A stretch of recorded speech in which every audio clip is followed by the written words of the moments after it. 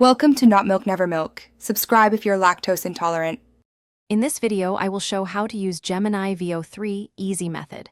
Start by powering on the Gemini Veo 3, attach the lens adapter, set the mode to auto, and tap the center to focus. Warm up the camera for a minute, then check the battery and SD card slot. I will walk you through framing, exposure adjustments, and simple focus tips so you can capture steady, clear clips with minimal fuss.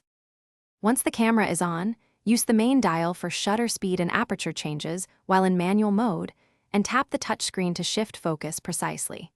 Swipe or use the exposure slider to tweak brightness and enable stabilization for handheld shots. I explain simple settings to reduce blur and improve color, so you can shoot confidently. Follow along as I demonstrate each control in real time for straightforward results. If you're finding this useful, please subscribe and hit like so I can keep making helpful videos. Quick recommendation.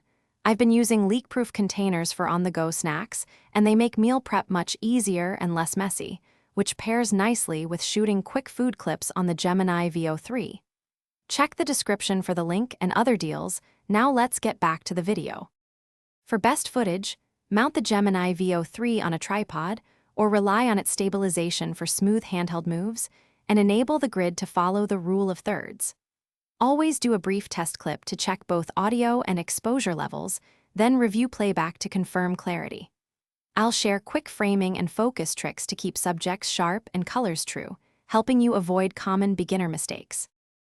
Thanks for watching. If this was helpful, leave a like and consider subscribing. See you next time.